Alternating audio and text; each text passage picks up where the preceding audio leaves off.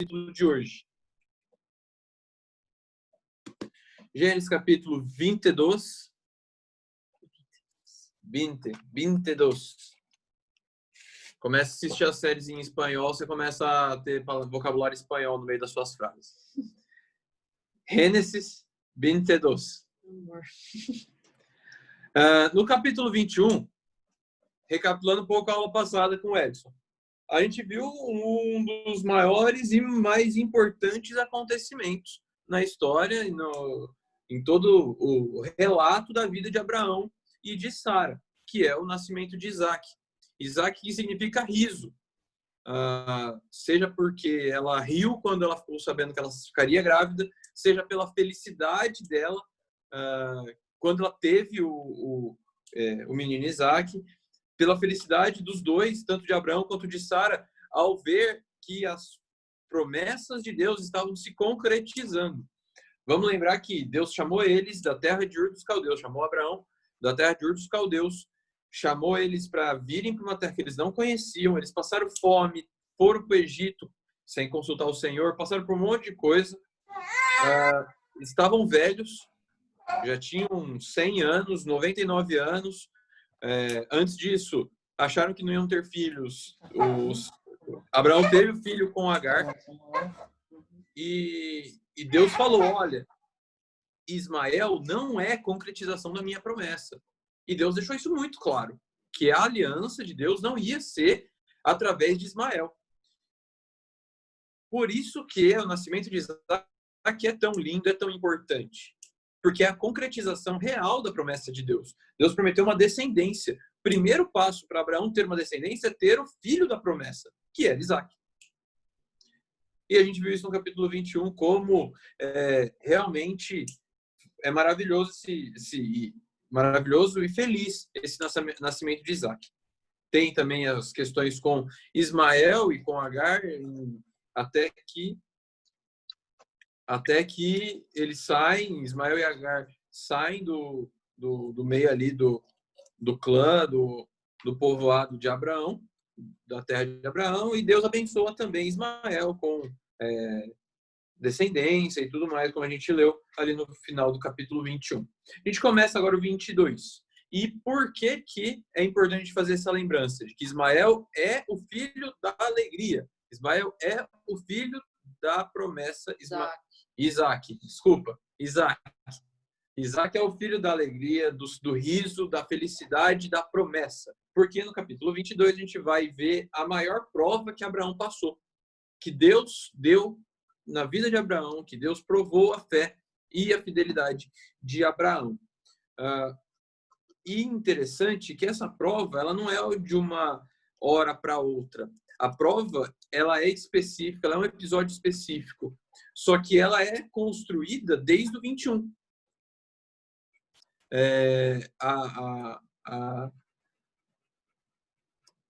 A prova mesmo de Abraão ela já é construída no momento em que Isaac nasce.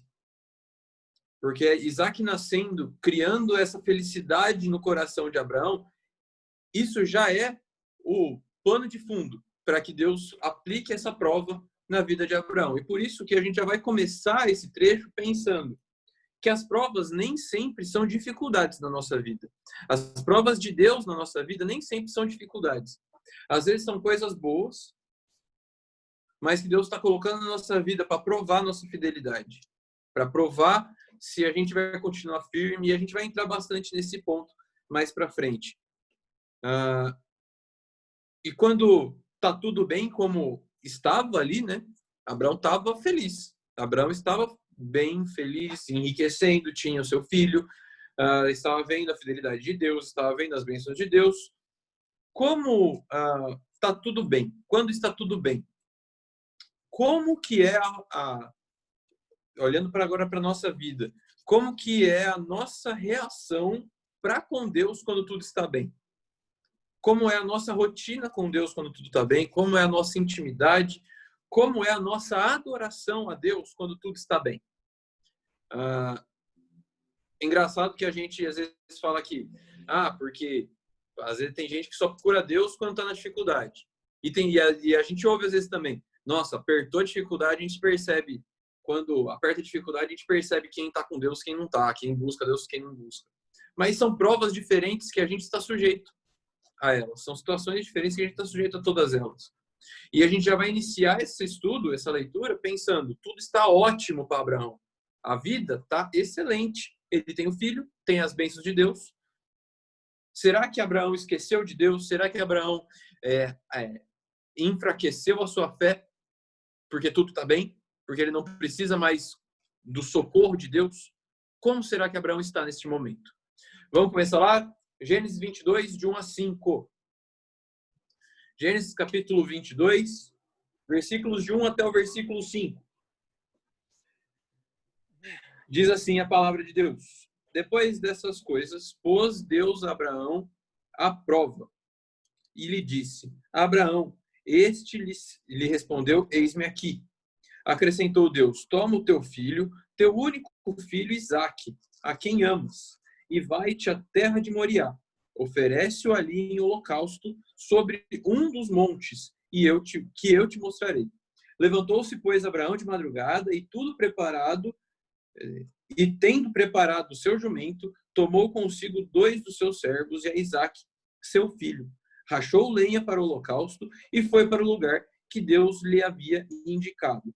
Ao terceiro dia, erguendo Abraão os olhos, viu o lugar de longe.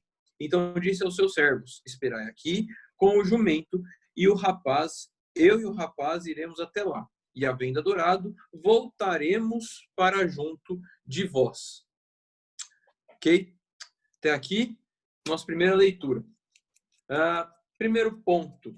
Vamos resumir só o que pode ter gente aqui que está vendo pela primeira vez esse trecho. Vamos só resumir esses versículos. Deus chamou Abraão e falou: Abraão, oferece seu filho como holocausto. E o holocausto era um sacrifício que você normalmente fazia com ovelhas ou bezerros, que você matava o bicho no altar e punha fogo. E deixava queimar o bicho inteiro ali, o corpo do bicho inteiro ali, do animal.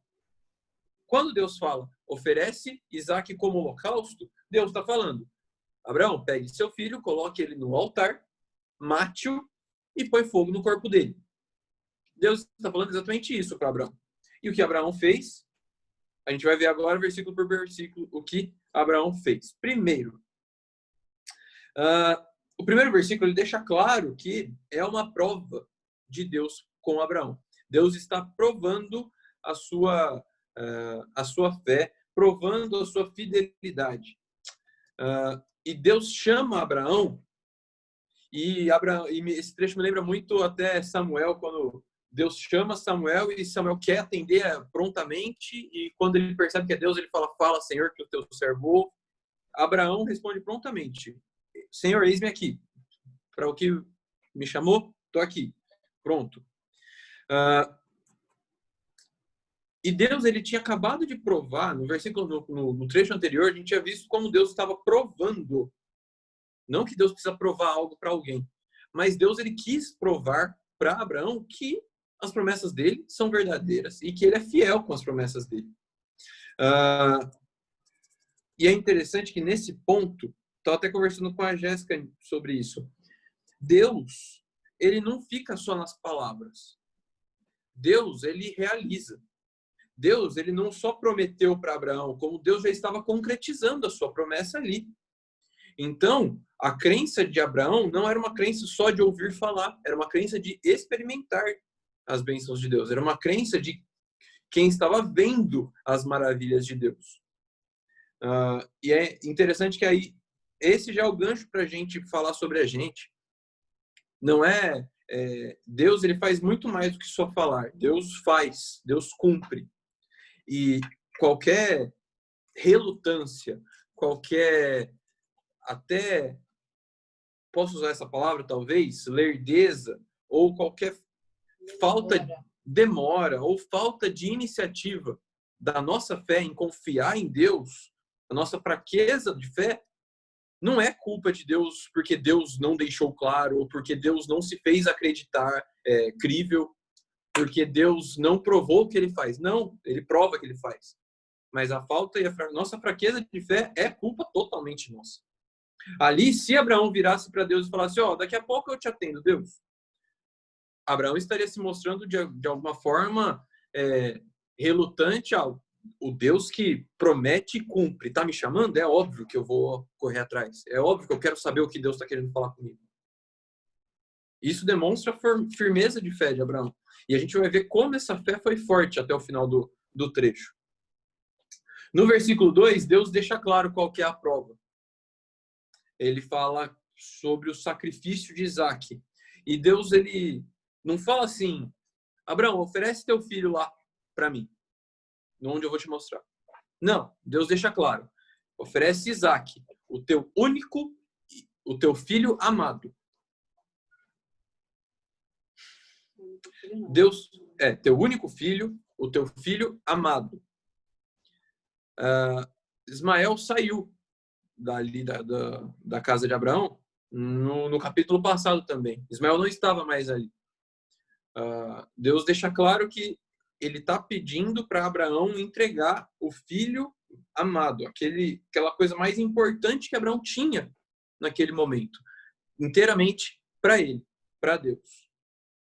Então a gente já entende um pouco qual é essa prova de Deus para com Abraão. Deus está provando as prioridades de Abraão. Deus está provando quem é, baseado em que está a vida de Abraão. Na fé que ele tinha na palavra de Deus, ou nas coisas que ele tinha, ou nas coisas que ele... Onde estava a confiança de Abraão? Oi? O amor que ele começou a dar para Isaac. Exato. Ou será que Isaac tomou um lugar que ele não deveria? Qual era o amor que ele colocou, que ele estava sentindo por Isaac, dedicando a Isaac? Será que... qual que era a base da confiança de Abraão, depois de todos esses anos caminhando junto com Deus? E eu fiquei pensando que no momento feliz, no momento de paz, de calmaria, de bonança, aquele momento de sucesso, a gente tem a tendência a esquecer de Deus e confiar no que a gente tem. Vamos usar como exemplo dinheiro. Quando a gente não tem dinheiro, a gente não tem por que confiar no dinheiro. Agora, quando a gente tem aquela conta cheia de dinheiro, aquele salário alto, aquele bom investimento que está rendendo todo mês para você, quando você vai confiar no seu sustento, você vai confiar em quê? No seu trabalho, na sua dedicação todo dia? No seu dinheiro investido? Ou você vai confiar no Deus que te sustenta, no Deus que te deixou ter esse dinheiro, que te deu esse dinheiro? Onde vai estar a sua confiança, a tua fé? Porque Abraão agora poderia muito bem pensar, Deus prometeu uma descendência. Tá aqui Isaac. Agora não preciso mais de Deus. Isaac vai ter filhos, eu vou ter a descendência através de Isaac. Mas, pelo jeito, acho que a gente já leu nesses 5 versículos. Abraão foi. Abraão se dispôs. Versículo 3 mostra que na madrugada ele já estava de pé, com tudo arrumado, arrumando tudo, pegou 2 servos e saiu. Região de Moriá. Uma obediência imediata que reflete essa fé, essa confiança na palavra de Deus e não no que ele tinha, que era o filho dele. O Erison, você ia falar alguma coisa? Eu só segui uma linha de raciocínio muito grande que eu estava terminando. Tranquilo, mano. Deixa eu aproveitar então esse última observação que você fez quanto à saída pronta, né, a prontidão de Abraão para sair com o seu filho Isaac. Lembrem que mesmo sendo um passo pronto de fé, não foi uma fé fria, livre de sentimentos. Né? Lembrem como a gente tinha destacado na aula passada que por Ismael, Abraão já tinha sentido muito pesar no coração em ter que mandar ele embora. Imagina Isaac. Então, isso mostra que a fé ela não deve ser pronta em obedecer só quando os sentimentos não são um conflito, quando os sentimentos não são um obstáculo. Quando os sentimentos são um obstáculo, a gente deve ter a mesma postura de fé. Então, só fazendo ressaltando esse ponto, tá bom? Perfeito, perfeito. E Werson, a minha próxima frase era exatamente falando sobre o pesar e a dor no coração de Abraão para ele realizar, para ele obedecer a Deus. Que Acho que a gente é maravilha. muito sincronizado, cara. A gente é muita sinergia aqui. É um entrosamento que é Messi e Iniesta aí. É chave Iniesta. Cara, porque a minha próxima frase é exatamente essa, que Abraão ele não demonstra resistência à ordem de Deus, mesmo sendo absurdamente dolorosa essa ordem de Deus. O coração de Abraão deve estar rasgado neste momento. Porque o filho que ele ama, e a gente aqui, acho que o único que tem filho é o Jô. E acho que o Jô é o único que pode dizer que entende esse sentimento que Abraão teve de perder um filho. Porque eu acho que o Jô não... Entende, não. Quer dizer, entende não, mas que pode imaginar esse sentimento. Porque a gente não pode nem imaginar esse sentimento. O Jô talvez possa imaginar que ele tem esse amor, né? Eu ia comentar sobre isso até, porque, tipo, foi uma das não vou falar das noites, mas vou falar de momentos, assim, né? Quando, agora eu não lembro qual dos dois, assim, que tava chorando por cólica. Bem na primeira semana de vida deles, assim. É desesperador mesmo, assim, porque, tipo, você olha o bebê, a gente trocou a fralda, deu de mamar para ele e tá vendo que ele tá chorando desesperadamente por cólica, assim, já é um sentimento muito ruim, né? Eu tô comparando numa escala assim absurdamente maior um sentimento de um pai em relação à morte do filho e em relação à cólica. Uhum. E mesmo assim eu fico imaginando aquela noite para Abraão, né? Como que foi? Que foi assim, nossa, é impossível imaginar o que passou na cabeça dele, sim, mas ele se sentiu a pior pessoa do universo, com certeza. E não só em se conformar com a morte do filho, mas por ser o causador da morte, né? Ele tinha que matar o Sim, não é só uma questão de acidente, que já é trágico e triste, mas era uma questão de ele próprio iria matar o filho dele. E não dá para entender o que estava passando pela cabeça de Abraão totalmente. Mas mesmo tendo todo esse sentimento, esse coração rasgado, ele, na primeira madrugada, levantou e foi, preparou as coisas e saiu. E interessante que, não é interessante, é só para aumentar ainda mais a gravidade, o pensamento. Ele preparou tudo. E a cada lenha que ele cortava, ele pensava no filho dele. A cada corda que ele pegava para subir no jumento, ele lembrava do filho dele. Quando ele pegou a tocha para levar, ele lembrava do filho dele. E ele não tentou argumentar em nada. Exatamente, ele não tentou discutir com Deus. E a gente vê no versículo 4 que foi uma viagem de pelo menos 3 dias. Não foi um papum do tipo, vai, vamos fazer logo. Não, Abraão teve tempo para pensar que não fazia sentido, para questionar Deus, para questionar, nossa, mas Deus é mau, não é possível. Não, Deus está sendo, eu já vi gente falar isso. Deus está sendo sádico comigo, quer me ver sofrer. Não, como assim? Deus está brincando comigo, me dá o filho para tirar. Abraão poderia pensar 1001 coisas. Só foram 3 dias de viagem. E nesse tempo todo, Abraão pensando e repensando tudo que ele poderia. A atitude se manteve a mesma. E o que nos faz pensar que a nossa fé e as nossas atitudes de fé não devem ser também uma reação explosiva.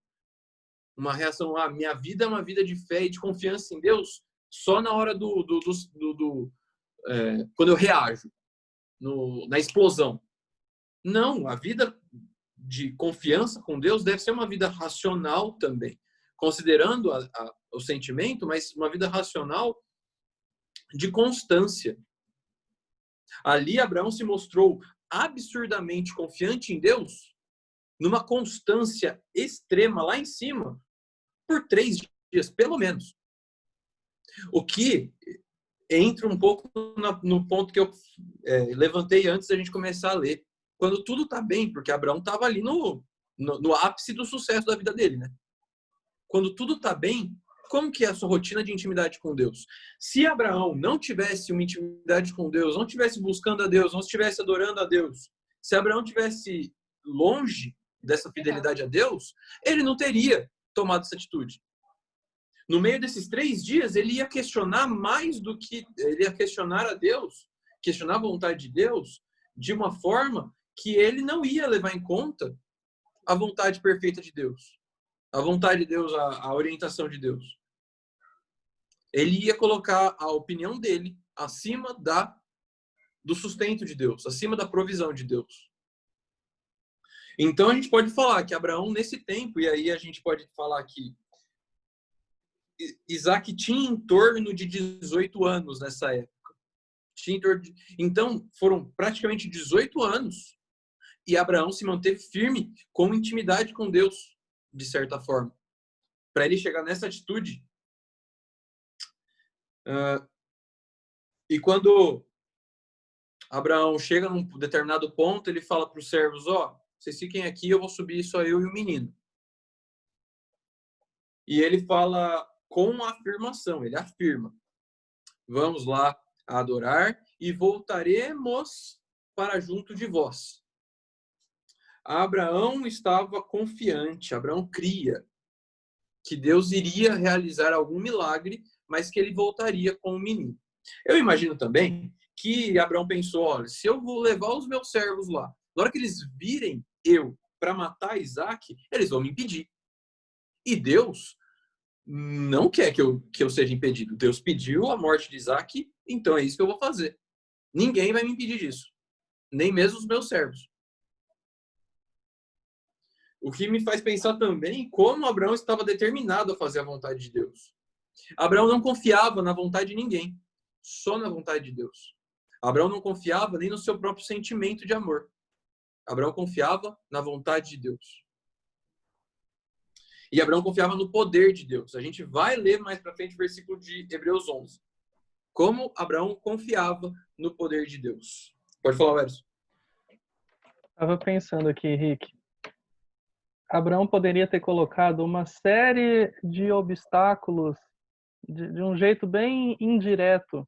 Tipo, a própria poderia presença... levar os servos. a própria presença dos servos. Ou, sei lá, poderia colocar uma série de coisas que fariam com que ele usasse como pretexto, né? Para dizer, eu fui forçado pelas circunstâncias. Igual Saul fez lá com um episódio, né? Quando tinha que esperar Samuel e tal, e ele não quis esperar. Ou em outras passagens e até mesmo na nossa vida. Quantas vezes a gente não tentou forçar a situação, manipular, acho que essa seria a palavra, manipular as circunstâncias para que as coisas vão contra a vontade de Deus, sem a gente ser culpado de ir contra a vontade de Deus. Parece genial, se não fosse ir contra a vontade do Senhor, né? Sim, exatamente. E aqui nesse ponto, nesses primeiros 5 versículos, eu queria pensar exatamente nesse tempo que Abraão teve, pelo menos 3 dias, para repensar a vontade de Deus. Abraão poderia chegar à conclusão de que não faz sentido a vontade de Deus. Deus me prometeu uma descendência. Ele vai matar meu filho antes do meu filho ter filho? Deus já tinha falado. E Deus já tinha me falado que era Isaac. Deus já tinha deixado muito claro que Isaac era o filho da promessa. Não faz sentido. A vontade de Deus não faz sentido. Abraão poderia chegar nessa conclusão. E muitas vezes, nós questionamos a vontade de Deus para muitas coisas, porque a gente acha que o nosso pensamento faz mais sentido do que a vontade de Deus. Um exemplo. E esse é um exemplo, vamos lá, estamos falando de jovem, a gente tem que usar esse exemplo, claro. Vamos usar um exemplo de sexo, por exemplo, antes do casamento. O mundo pode falar 1000 coisas do tipo, o sexo é natural, o corpo pede por sexo, o ser humano é um ser sexual, a reprodução é natural do ser humano, então temos esse instinto, esse ímpeto, a carne é fraca, qual que é o problema de fazer sexo com segurança, se não vai ter filho, se não vai ter doença, é só um momento de prazer. Oi? com a pessoa que você ama, que você se vê seguro, tal. Inúmeros pontos a favor da prática desenfreada e da prática sem limites do sexo. Esse é o pensamento do mundo. E se você começar a ter muitos desses pensamentos, você vira e fala: o pensamento de Deus de sexo depois do casamento não faz sentido. Você chega na mesma conclusão. Tem nada a ver, é regrinha só. A gente pode chegar nessa conclusão porque a gente está querendo pensar com a nossa mente limitada e não com a mente de Deus, que sabe todas as coisas. Mas eu tenho certeza que casados que tiveram vida sexual antes e casados que não tiveram vida sexual antes podem falar a mesma coisa. Como é abençoado o sexo no casamento, dentro do casamento, como Deus abençoa, como não deixa marcas, como é realmente o plano de Deus para o casal casado, para o casamento. E esse é só um exemplo de assunto que a gente pode virar para Deus e falar: não faz sentido somente. A gente poderia falar sobre relacionamentos sem compromisso, por exemplo. Que mal tem os meus rolinhos, meus contatinhos? Problema nenhum. Vontade de Deus deixa muito claro sobre isso. A gente pode falar sobre crescimento espiritual. Tem gente que acha que não é importante crescer espiritualmente, porque eu sou muito novo ainda, eu não vou ser pregador, não vou ser líder de igreja nesses tempos, eu não sou líder da minha família por enquanto, não preciso crescer espiritualmente. Deixa só lá para quem está lá na frente, exatamente. Mas qual que é a vontade de Deus? Deus deixa claro que crescimento espiritual é para todos. E Paulo tem vários trechos da vontade de Deus, do crescimento espiritual. É bom para a gente. Mas se a gente virar e pensar, mas a gente só vai lá para frente, a vontade de Deus tem sentido. Porque a gente está pensando com o nosso pensamento e não com o pensamento de Deus. Isaías 55, vamos abrir lá? Isaías capítulo 55.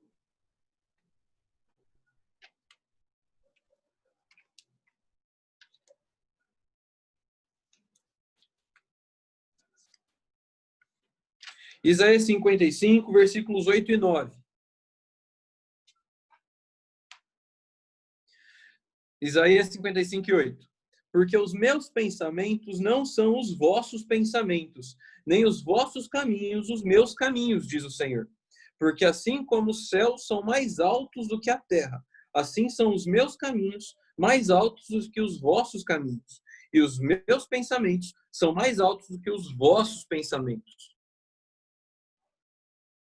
Que aqui Isaías é um profeta antes do exílio babilônico.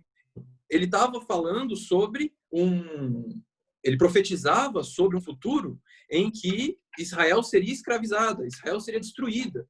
E no primeiro momento, nossa, é ruim, é muito ruim. Só que a vontade de Deus era mais alta. E Deus sabia que precisava castigar o povo de Israel. Deus sabia que precisava disso para eles voltarem seus corações para ele depois, mais tarde. Os planos de Deus eram mais altos do que os planos deles. Os planos de Deus eram mais altos do que os pensamentos de Abraão. E os planos de Deus, os pensamentos de Deus são mais altos do que o meu pensamento, do que o pensamento do Edson, do que o pensamento da Maísa, do Jô, da Fabi, do João, da Jaque, do Cadu, do Samuel, da Duda e do Júnior. E da Jéssica. Os pensamentos de Deus são mais altos. Então, antes da gente falar que alguma coisa da vontade de Deus, alguma orientação de Deus não faz sentido, vamos lembrar que os pensamentos deles são mais altos. Os planos deles são superiores. E nesse momento eram superiores do que a mente de Abraão. Vamos voltar lá? Gênesis 22. Eu tinha que ter deixado marcado. Gênesis 22. Do 6 ao 14 agora. Tomou Abraão a lenha do holocausto e a colocou sobre Isaque, seu filho. Ele, porém, levava nas mãos o fogo e o cutelo. Assim caminhavam ambos juntos. Quando Isaque disse a Abraão, seu pai: Meu pai, respondeu Abraão, eis aqui meu filho. Eis-me aqui, meu filho. Perguntou-lhe Isaque: Eis o fogo e a lenha, mas onde está o cordeiro para o holocausto? Respondeu Abraão: Deus proverá para si, meu filho, o cordeiro para o holocausto. E seguiam ambos juntos. E chegando ao lugar que Deus lhe havia designado, ali edificou Abraão um altar. Sobre ele dispôs lenha, amarrou Isaque, seu filho, e o deitou no altar, em cima da lenha. E, estendendo a mão, tomou o cutelo para imolar o filho. Mas do céu lhe bradou o anjo do Senhor: Abraão, Abraão. Ele respondeu: Eis-me aqui. Então lhe disse: Não estenda mão sobre o rapaz e nada lhe faças, pois temes a Deus, porquanto não me negaste o filho, o teu único filho. Tendo Abraão erguido os olhos, viu atrás de si um carneiro preso pelos chifres entre os arbustos. Tomou Abraão o carneiro e ofereceu em holocausto em lugar do seu filho. E pôs Abraão por nome àquele lugar: O Senhor proverá. Daí dizer-se até o dia de hoje: No monte do Senhor se proverá. Até aqui. Está andando somente Abraão e Isaque agora. Estão os dois indo rumo ao monte. E Isaque já era um moço. Isaque já tinha cerca de 18 anos. Ele conhecia o holocausto, porque ele já tinha visto o pai dele oferecendo sacrifício de holocausto. E ele estava começando a entender o que tudo estava acontecendo. Tudo que estava acontecendo. Ele estava começando a perceber que, beleza, a gente vai oferecer um holocausto, mas cadê o cordeiro? E interessante que o ponto que o Erison levantou agora há pouco se aplica de novo aqui. Abraão não levou os servos por um motivo, para não atrapalharem ele de oferecer o filho. E quando Abraão divide os itens, ele coloca a madeira em cima do filho e ele fica com o cutelo e com o fogo. Os dois itens que poderiam fazer com que Isaque contra-atacasse o pai, digamos assim. Lembrando que o pai tinha 118 anos e ele tinha 18, né? Mas enfim, podia ter corrido, ele era mais jovem. Mas, voltando para Abraão ele se preocupou com isso também. Nem Isaque iria atrapalhar os planos de Deus de ser oferecido por sacrifício. E quando ele questiona o pai, e aí? Cadê o cordeiro? Abraão responde com fé, mas com muita dor, eu tenho certeza. O Senhor proverá, meu filho. Mas a cabeça de Abraão, a gente vai ler o versículo mais para frente, que Abraão estava considerando a ideia de matar o seu filho, sim. Estava totalmente considerando a ideia de matar o seu filho. Mas ele responde: o Senhor proverá. E qual a atitude de Isaque? Até o final, até ser amarrado, até ser colocado em cima da madeira, submissão ao pai. E aqui a gente pode ver outro detalhe da vida de Abraão. Um caráter de Abraão aqui sendo desenhado. O de pai, líder espiritual do seu lar. Isaque sabia que era um ato espiritual ali, era um ato de adoração ali naquele momento. Era um ato sagrado que eles iam realizar. E sabia que seu pai tinha uma vida com Deus. E ele estava debaixo dessa liderança espiritual. Uma liderança respeitada por Isaque. Respeitada. Então, a posição de um pai de família, de um marido, de um pai de família, deve ser exatamente essa, de um líder espiritual respeitado. Que quando ele fala da vontade de Deus, quando ele fala sobre Deus, sobre como Deus quer ser adorado, que ele fala sobre adoração, quando ele fala sobre a vontade de Deus, ele é respeitado. Porque ele já mostrou esse testemunho, ele já mostrou essa vida com Deus, essa intimidade com Deus. Isaque respeitava a liderança espiritual de Abraão. E quando eles estavam preparando todo o sacrifício, ali no versículo 9 e 10, tudo preparado, Isaque amarrado, Isaque começou a entender que era ele o cordeiro, e não se opôs, não correu, não atacou o pai. a gente percebe que não foram só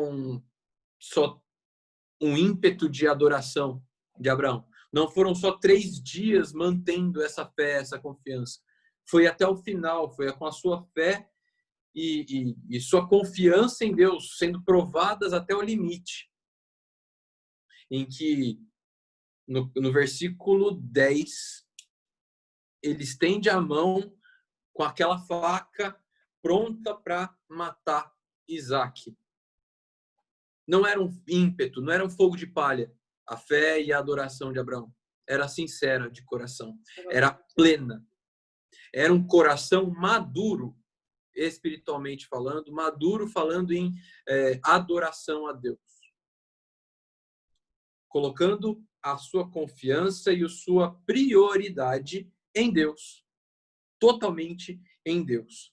E sabe, a confiança e a fé em Deus deve quebrar qualquer barreira de zona de conforto que possa haver na nossa vida.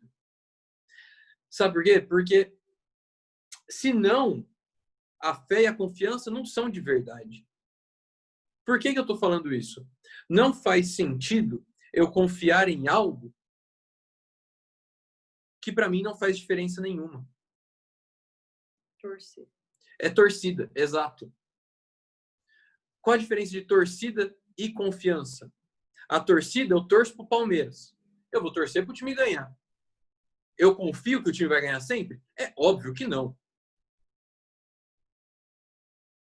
Mas eu torço. Minha vontade é que ele ganhe.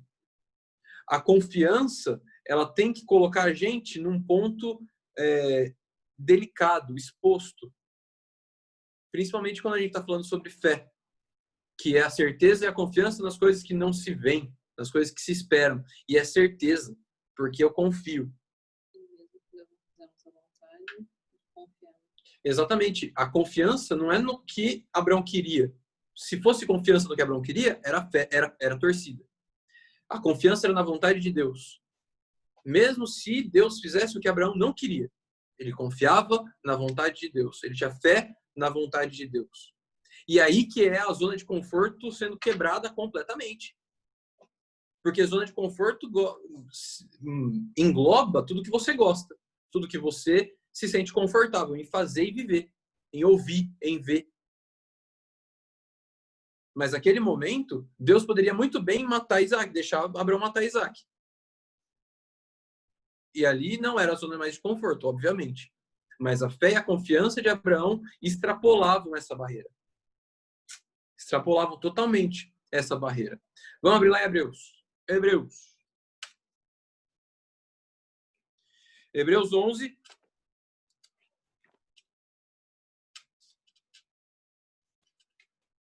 Capítulo famoso do hall da fama da fé. Hebreus 11, versículo 17 e 18. Hebreus 11, 17. Pela fé, Abraão, quando posto à prova, ofereceu Isaque.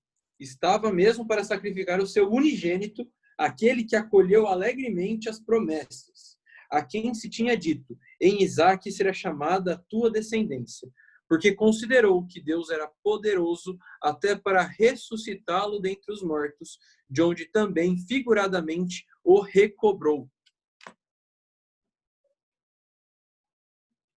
Naquele momento, o pensamento de Abraão com o cutelo no ar para matar Isaac, o pensamento de Abraão era exatamente esse. Mesmo se eu matar o meu filho agora, Deus tem poder para ressuscitar meu filho dos mortos. Essa era a confiança de Abraão. Abraão ele estava disposto a ver a morte do seu filho. Mas ele confiava na vontade de Deus para que a vontade de Deus fosse satisfeita. Porque ele sabia que a vontade de Deus era mais alta, era superior. E aí a gente, pensando em zona de conforto, pensando na nossa vida, Deus não pede,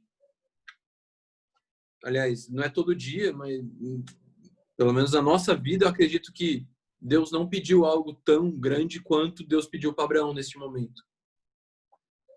Mas qual que são as nossas reações? Quais são as nossas reações quando eu preciso fazer ou preciso me envolver com algo talvez desconfortável ou desagradável, ou fora da minha zona de conforto, por amor ou confiança a Deus, em Deus? Qual a minha reação? A minha reação é negativa, porque a gente está vendo alguém que teve uma reação totalmente positiva quando Deus arremessou ele para fora da zona de conforto dele. E Deus, ele não tem pedido para a gente ser arremessado da nossa zona de conforto. Deus pede muito menos para a gente. E a gente tem reações muito mais negativas do que Abraão teve. Qual que é nossa reação quando a gente ouve sobre ofertas para a obra de Deus? Sobre pôr a mão no nosso bolso e devolver para Deus dinheiro que a gente batalhou o mês inteiro para conseguir dinheiro. É verdade? É verdade. Mas foi Deus que te deu. E qual que é a sua reação quando você lembra das ofertas? Qual que é a sua reação quando Deus te lembra que você tem que ter um testemunho mais exemplar? Qual que é a sua reação quando Deus te lembra que você tem que ser santo nos seus relacionamentos? Quando, por exemplo, algum estudo, algum irmão fala sobre julgo desigual, por exemplo, compromisso na igreja, por exemplo. O compromisso na igreja, excelente exemplo. Eu tinha anotado aqui também, não era o ponto que eu ia destacar, mas é excelente. Quando a gente tem exortações sobre sermos mais compromissados com a igreja. Eu não estou falando com a igreja Tio Davi, eu estou falando com a igreja a obra. Ser canal de bênção, através de nós, Deus nos usar para edificar a sua igreja, para alcançar outras pessoas, para edificar irmãos. Quando a gente é exortado sobre comprometimento nas coisas de Deus, qual que é a nossa reação? Nossa primeira reação é negativa ou é positiva? Fica aí essa reflexão que tem que ser diária. Não é uma reflexão no começo da nossa vida cristã. Não! Eu, com 26 menos 5, 21 anos de convertido, tenho que ter essa reflexão todo dia. O João, com 1 ano de convertido, tem que ter essa reflexão todo dia. Menos de 1 ano. A gente está indo para os extremos aqui, mas essa é uma reflexão diária e para sempre. Para sempre. Porque nós ainda somos aqui pecadores. Ainda temos a natureza pecaminosa que vai tentar a gente ao máximo desanimar a gente das coisas de Deus, não querer honrar a Deus. Essa é uma reflexão diária, do começo ao fim da nossa vida cristã. Continuando, versos 11 ao 13, a gente vê a provisão de Deus. Como o Erison citou antes da aula. A gente vai falar sobre provisão de Deus. Como Deus foi providencial ali naquele momento. Interessante é que a mesma prontidão de Abraão, quando Deus falou, ei, Abraão. Abraão respondeu, eis-me aqui. Foi a mesma prontidão que Deus falou, Abraão. No verso 11. Tem que voltar para Gênesis para ler. Verso 11. Mas do céu lhe bradou o anjo do Senhor. Abraão, Abraão. Ele respondeu, eis-me aqui. Foi a mesma prontidão para partir, para fazer a vontade de Deus, como para também parar de matar o filho dele. Fiquei pensando, se a resposta de Abraão fosse um pouco lenta, talvez Deus teria que ressuscitar Isaac mesmo, né? Ainda bem que Abraão teve a resposta rápida. Mas nesse momento Deus mostra sua provisão, Deus mostra seu sustento, como ele foi providencial e como ele queria testar até o limite a fé de Abraão. Porque Deus está brincando com Abraão? Não, não mesmo. Mas porque depois de uma prova dessa, a fé de Abraão pôde ser aprimorada, refinada, o caráter de um homem de Deus, de um homem segundo o coração de Deus, não, de um amigo de Deus, foi refinada, foi lapidada na vida de Abraão através desse ato. E como Abraão pôde virar para Deus e falar, realmente, Senhor, o Senhor tem os planos mais altos, o Senhor é maravilhoso, o Senhor sabe realmente todas as coisas. A tua vontade é perfeita. O Senhor é o meu sustentador até quando estou para matar o meu filho em sacrifício para o Senhor. O Senhor preparou uma provisão para que Isaac não morresse. E o objetivo de Deus nunca foi matar Isaac, né? A gente viu desde o versículo 1 que Deus queria pôr à prova a fé e a confiança de Abraão. E quando no versículo 12, Deus mesmo fala, pois agora sei que temes a Deus, porquanto não me negaste o filho, o teu único filho.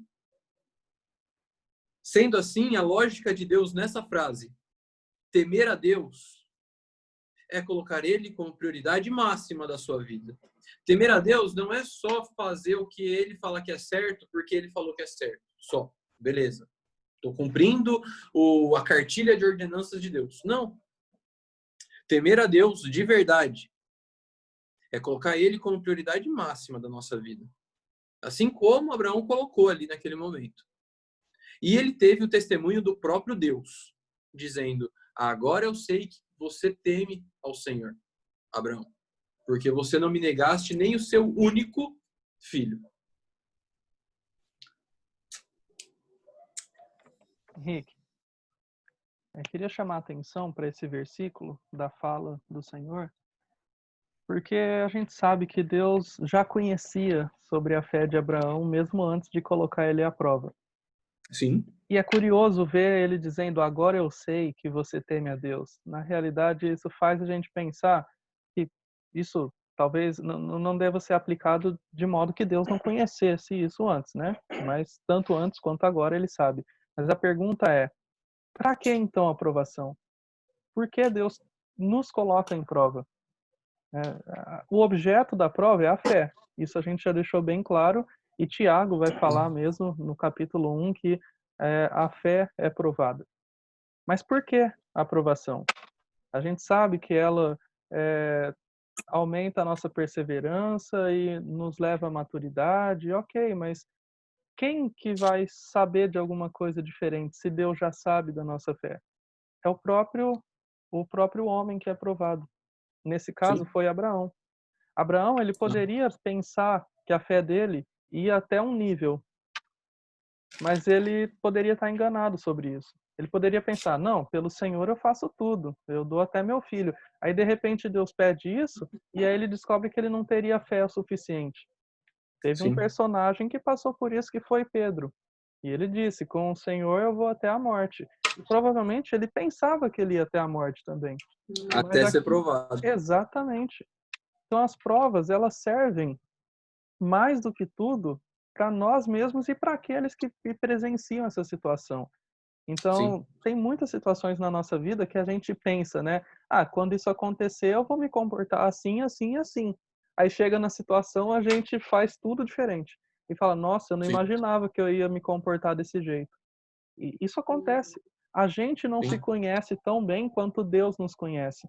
E quando ele nos coloca em prova, né, ele nos coloca em provas que são humanas, ou seja, comuns a todos os seres humanos, nada de sobrenatural que a gente não possa suportar, e ainda nos dá um escape para suportar essas provações. Então, eu só queria ressaltar esse ponto para mostrar o objetivo das provações. De fato, Deus não foi sádico, Deus não estava brincando com Abraão, teve um objetivo muito importante para Abraão, para aqueles que testemunharam isso depois e para nós que estamos lendo isso agora também. E para Isaac. Com certeza. Para Isaac também. Sim. Exatamente. Eu ia finalizar exatamente com esse ponto. Que a gente vê aqui agora que Abraão, esse é um testemunho não de Deus para ele mesmo. Não de Deus para Deus. Do tipo, agora eu sei. Mas é de Deus para Abraão. Abraão, essa é a fé, essa é a conduta que eu esperava de você. Continua assim. É isso que eu espero de você. E lembrando que Moisés escreveu isso aqui para os judeus, para os hebreus saindo do Egito, no deserto. Eles precisavam ter essa confiança em Deus também. Essa era a confiança, fé que os hebreus precisavam ter. E chegou até nós. Essa é a fé, é o exemplo de fé, é o exemplo de confiança que Deus espera que a gente repita. Muito interessante que, versículo 14, e pôs Abraão por nome aquele lugar, o Senhor proverá. Daí dizer-se até o dia de hoje, no monte, ou, em outras palavras, que no monte do Senhor proverá. São em hebraico Jeová Jireh, que é a expressão o Senhor proverá.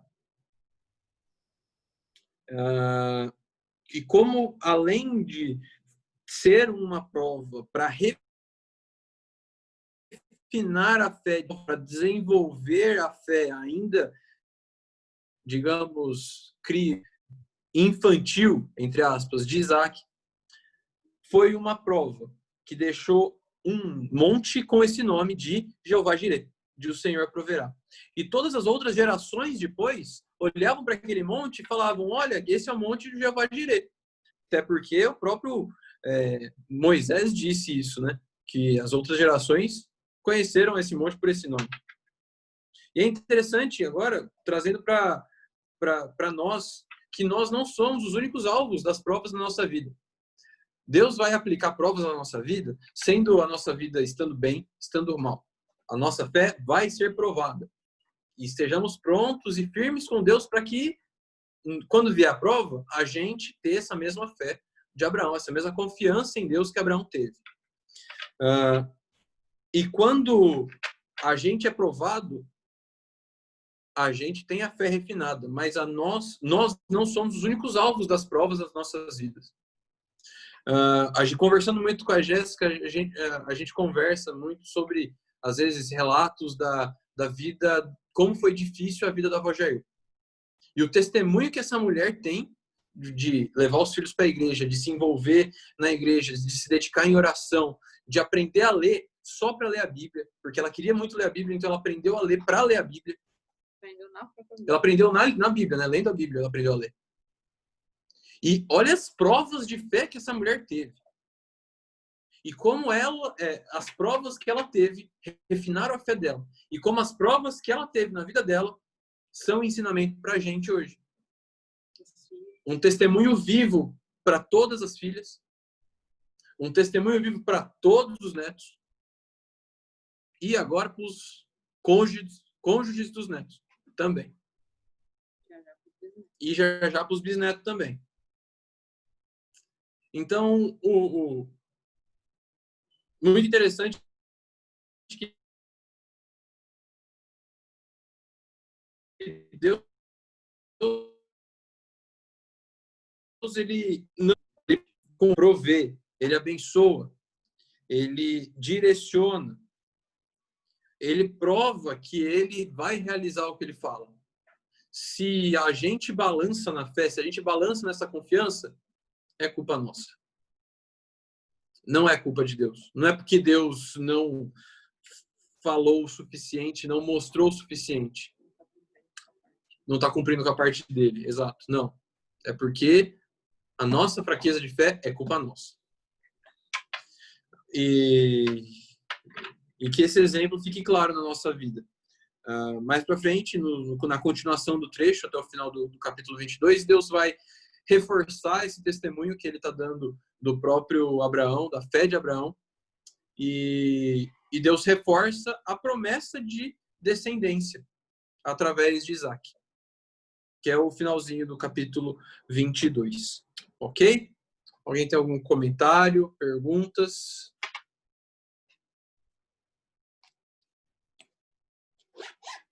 Podem fazer. Comentário, perguntas, dúvidas.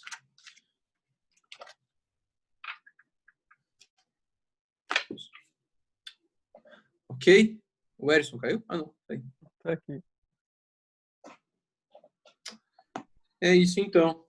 A nossa aula. Da maior prova que Abraão passou. Show? Pode encerrar então com uma palavra de oração, Edson? Beleza? Vamos lá então, pessoal. Oi? É verdade, pedidos, verdade. Eu fiz a minha consulta e a minha psiquiatra, a gente falou, né, algumas coisas sobre o remédio. E a minha psiquiatra falou que é melhor não tirar por agora, porque é o único remédio que realmente fez efeito, que mudou alguma coisa. Uhum. E eu vou ter que fazer mais exames. Provavelmente 2. Só que um eu tenho que ficar de jejum por 8 horas e o outro por 12. Então eu vou pedir aí que as coisas melhorem para que eu realmente possa sair desse remédio. Sim. Porque ele realmente me faz perder muito o apetite. E eu tô perdendo peso. E por esses exames aí, para eu não desmaiar na hora de tirar sangue. Não, vamos orar assim. Ô, Duda, me fala uma coisa. Sua perda de apetite é para comida em geral? Ou, tipo, se for um BK, você topa? Comida em geral. Entendi. Quando eu não tô com fome, se eu penso na comida, me dá enjoo. Entendi. Normalmente, quando eu não tô com fome, se eu penso no BK, eu fico com fome. Ok, vamos orar sim. Não, Ó, beleza. a gente falou semana passada, né? Que a gente vendeu as motos. Ah, você falou. Falou sim, que massa. E a Jaque vendeu também a moto.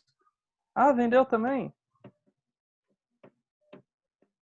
Peraí, eu acho que... Vendeu, deu certo. Ai, agora voltou. Legal, mano. Vendeu. Que massa. E a gente foi chamado para fazer reunião de condomínio do nosso prédio. Ó. É verdade. Ó, que chique, hein, mano? Coisa boa. Então, não sei se é bom ou se é ruim, porque eu acho que eu vou perder a paciência nessas reuniões, mas Eita. pelo menos quer dizer que vão entregar a chave logo. É É. bom sim. Faz parte, né? Mais alguém tem algum pedido? Aham.